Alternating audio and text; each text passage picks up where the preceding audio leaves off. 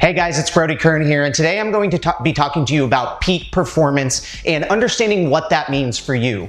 Peak performance is something that everyone strives to achieve, but oftentimes people don't focus enough on what exactly that means for themselves, because peak performance is going to be different for everyone. Every single person wants to be more productive. They want to earn more while doing less and get more done while in less time so that they can focus on the things that are important to them. But nobody studies productivity and peak performance in the manner that they need to in order to become a master of it. So today I'm going to talk to you about understanding peak performance for yourself.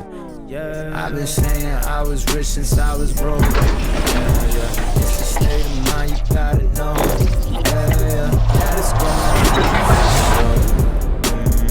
Had to take my time, take it slow.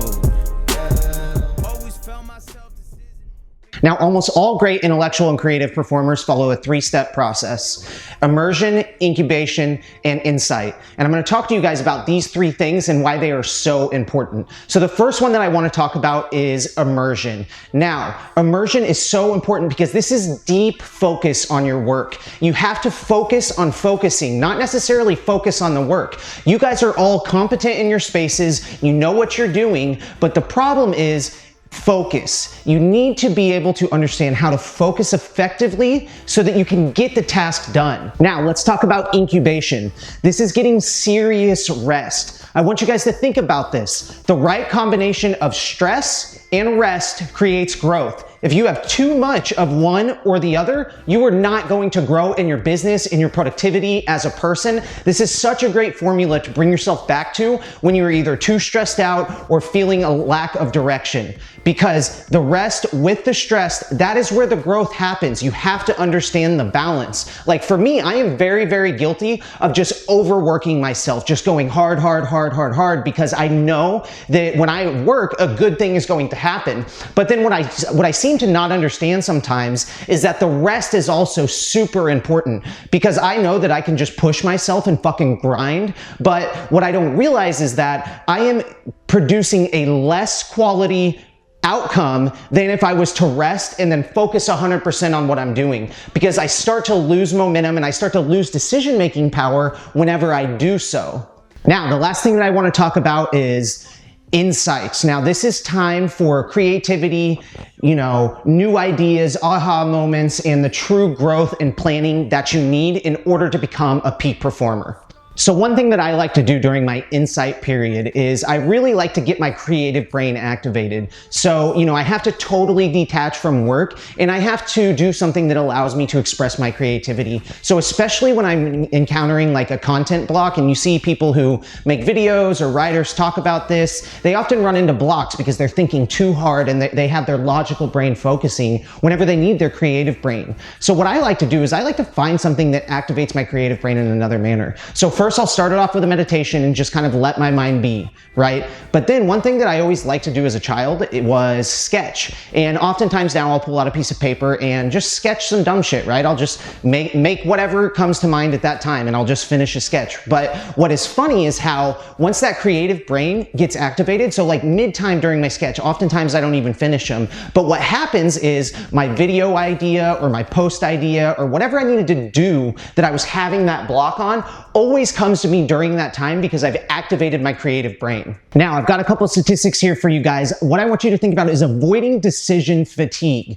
The brain only has a finite amount of decision-making power each day, and oftentimes people waste this energy on what to wear, what to eat, what they should be doing next, whenever they need it for the things that matter. This is why you see guys like big names like Steve Jobs, they always wore the same shit. They didn't want to have to think about that at all because they understood that the decision-making power is exactly what they needed in order to be effective as leaders and as business owners, and they didn't want to waste it on dumb shit. So check these statistics out that I have down for you. Judges granted prisoners parole 65% of the time at the beginning of the day, but nearly 0% of the time at the end of the day.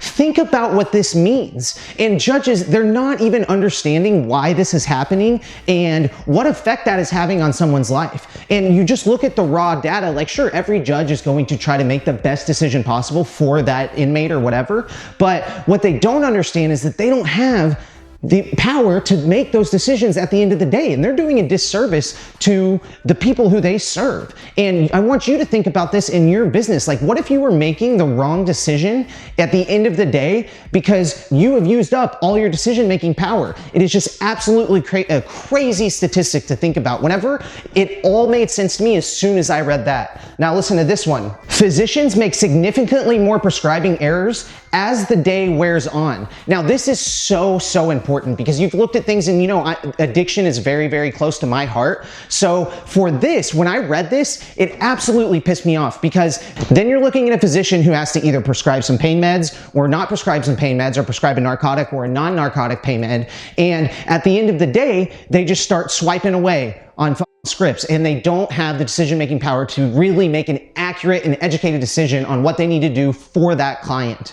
Now, think about the ramifications of these last two statistics that I made. What if someone deserved to make parole and they didn't because that judge was a little brain drained, right? Think about what that did to someone's life. The physician, what if someone didn't need a narcotic, but they're just so easy to write those off?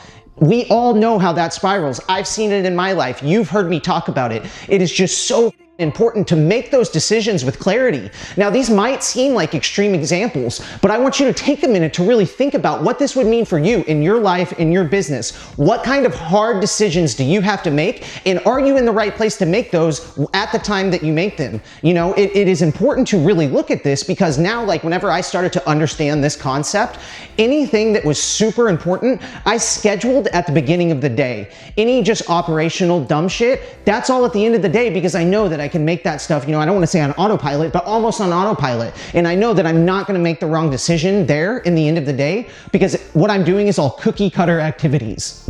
Now, in times where I have to make critical decisions, I'm making sure to do that in the beginning of the day now so that I can accurately make those decisions with clarity and confidence. Now, one good indicator as well, if you are feeling decision fatigue, is physical fatigue. Because physical fatigue doesn't start in the body, it starts in the brain. The brain recognizes that it's going to need to defend itself and it comes in and starts making you tired so that you don't push past that. That is your brain's and your body's defense mechanism for dealing with the stress. Now, I hope you guys have taken a ton out of this video and I hope that it opens your mind up a little bit and makes you think about how you want to structure your day and what peak performance is going to mean to you. You have to get ultra clear with when is the best time for you to make decisions. Where is your energy being best spent? Don't ever multitask. Go single focus really, really hard at your task with ultra clarity. So if you guys have any questions on peak performance or want more information on productivity, I want you to DM me on Instagram, comment below, and let's have a conversation about it. I'm more than willing to help you guys. I want to get you from where you're at now to your desired outcome as quickly as possible. Thanks for watching. I've been saying I was rich since I was broke. Yeah. It's a state of mind, you gotta know. Yeah. That it's gonna happen for sure. Had to take my time, take it slow. Yeah. Always felt myself, this isn't new.